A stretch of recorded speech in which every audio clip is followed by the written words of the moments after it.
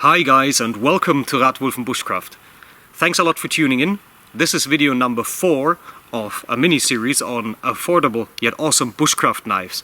And if you haven't seen the prior episodes, please make sure you click this link right up here in the information box, because it will bring you right to the first video of this series, and then you can just skip through, have a look at the earlier episodes, and just come back here to watch that video later on. If you decide to stay with me right now, you can also just check the information box below. After watching this video, you will also find a link down there that brings you to the prior episodes of this series. So, what are we going to talk about today?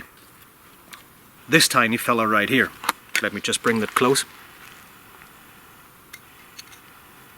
That's the Mura wood carving 120. Really beautiful knife, and you should get one, and let me explain to you why. Bushcraft does not only incorporate battening and splitting wood and making fires and all these kind of things one associates with survival and staying in the outdoors, right? Bushcraft also encompasses crafting. And let me just show you a couple of items that I just made with that knife only. For example, right here, that's one of the very first spoons that I ever made. And if you can see this, there's a lot of detail here, the snake head and the scales. You can even still see that here I basically burned out that scoop with some coal from the fire, right?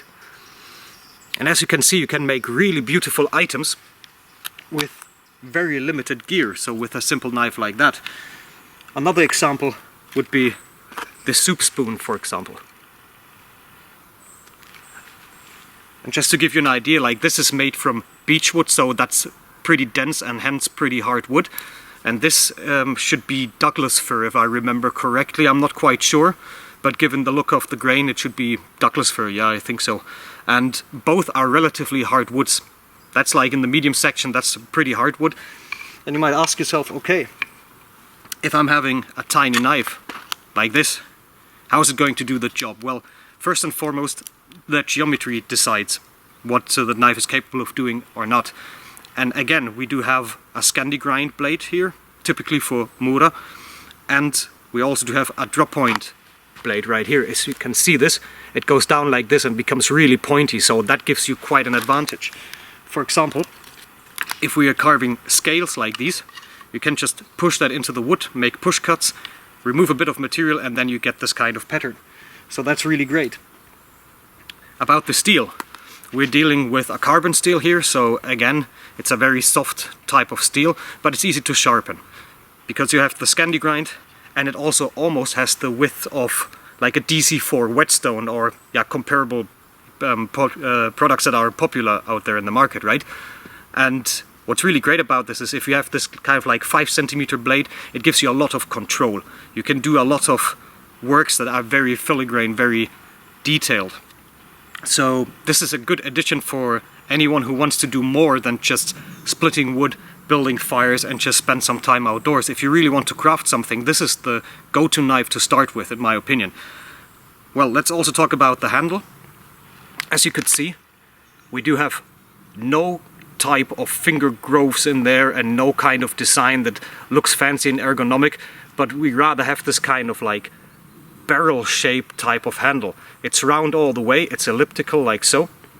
And you might ask, okay, why is this? There's a pretty simple reason for that. Comfort. Because if I'm working with that knife, and let's say, for example, I'm working on my spoon, and I have to carve like this, see? Just with the reverse grip. Then I can use this for an extended period of time without having any kind of problems with pressure points in my hand. Because as you can see, it will always be round and smooth, right? So if I just hold it like this, or if I'm making like a hearth board or a bearing block for my fire and my bow drill set, so to speak, then I could also hold it like this. See right here, no pressure on this. If I hold it like this, no pressure on this. If I'm holding it like this, you know, like for any kind of position is possible with a handle like that, and that makes that knife really great. Better than carving knives that have kind of like this almost opinel shape type of bevel right here, or maybe even sparings for your finger, right? So this thing really works well. About the handle, you should treat that if you buy that, because it's made from birch wood. It can take a little bit of oiling to just refine the wood as such. But yeah, all in all, pretty simple design, pretty simple knife. with a short blade, but capable of doing a lot of things. And price-wise, we're talking about less than 20 euros. I think I paid 19.50 for that, and I think it's even cheaper right now. This is already, yeah, some 2 to 3 years old, I guess. Can't remember correctly, but it's a good companion. I really like to take it along and do some work with that. Also because if you just do a comparison, really interesting. Look at the smooth edge of this pattern right here. This is with the Mura that I just showed you. But I also have that fork right here, which is not as smooth. You can see all the carving work right here, right? And this is because I made this one with a Swiss Army knife. So you already get, yeah, a nicer finish to your respective tool, to your respective piece of art, to your sculpture and everything you're crafting out there. So if we're talking about bushcraft, then you definitely need to get yourself a knife like this. And it will be worth it because you can use it for years and years up to come, and you can treat it relatively easily. Also with a whetstone, you know, it always follows the geometry of that Scandi grind. It's easy to sharpen as it's a soft steel. Even beginners can manage to do this, and again, we're talking about an affordable knife. So if you break something, you can replace it, not that big of a deal.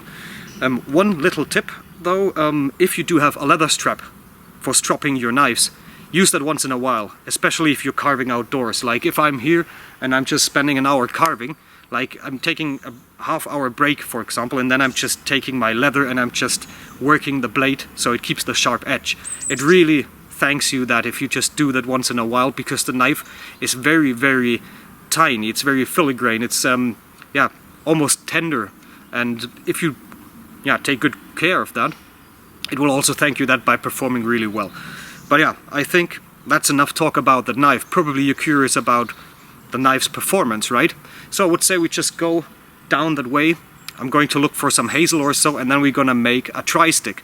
Maybe you heard of that, Morse Kochanski's tri-stick, which is kind of like a practice to, practice making, not just making groves, making different kind of push-fit connections like a dovetail connection and such. And then I'm just going to carve a little, and you just join me. You can have an impression for yourself. You can just have a look at how the knife is performing, and maybe this convinces you to get one of these, right? So, off we go.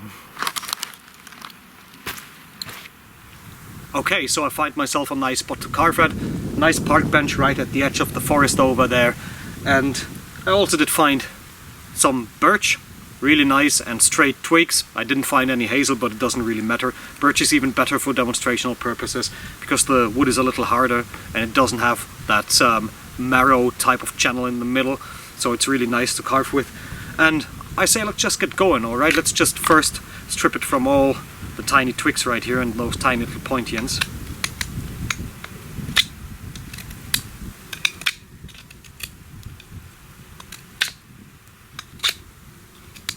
As you can see, also a tiny knife like that really does the trick. See? Just removes all those bits and pieces, and that's just perfectly fine, even though we have the small blade. And I would say, let's just try a couple of different notches, alright?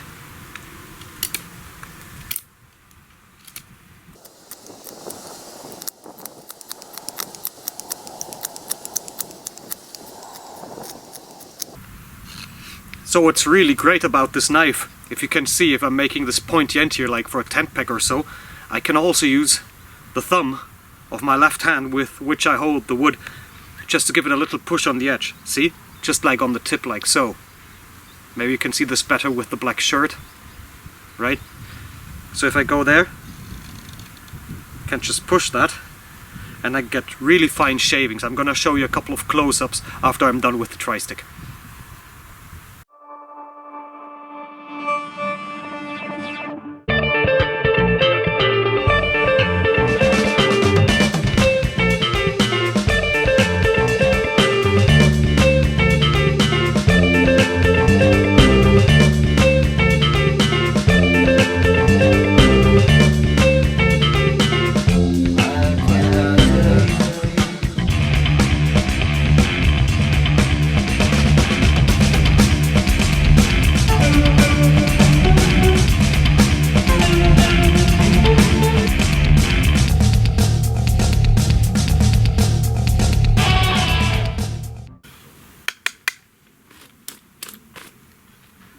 Okay, so here we just got a very quick, very provisional type of tri-stick. I'm just gonna show you a couple of close-ups and then we just talk through the respective notches and the kind of things that I carved into there.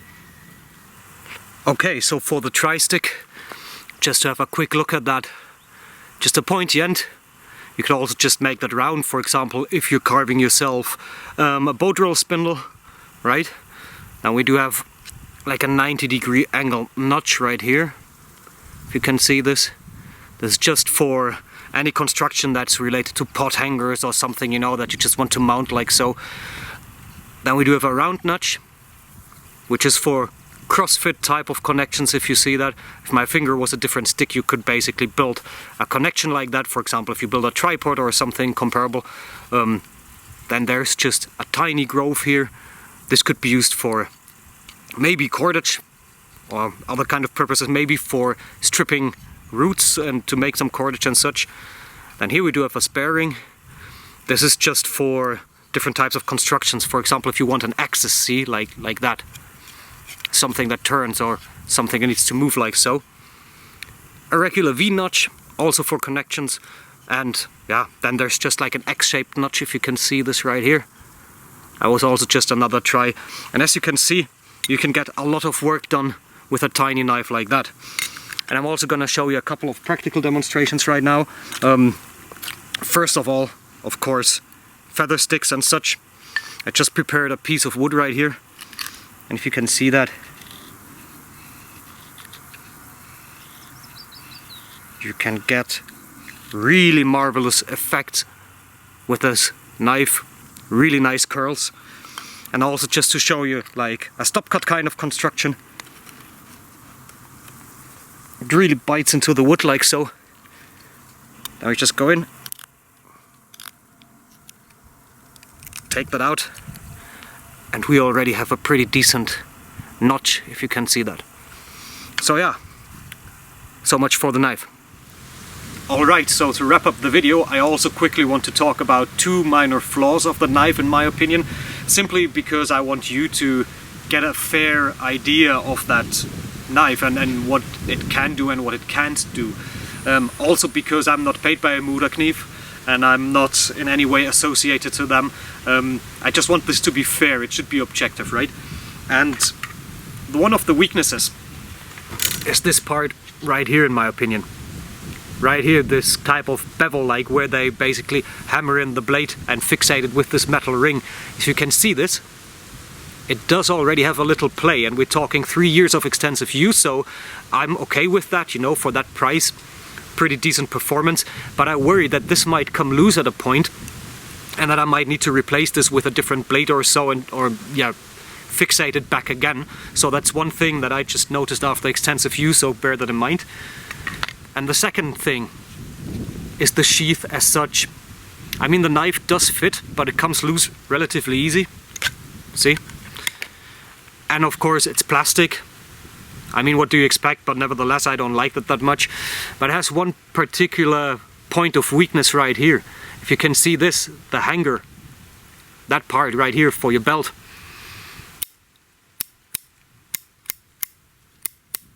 That's nothing, like it's so thin and it's so like flexible and yeah, so not sturdy. How do you say, like it's so soft and so weak that it eventually might go bust, you know, if you just hang that right next here to your belt.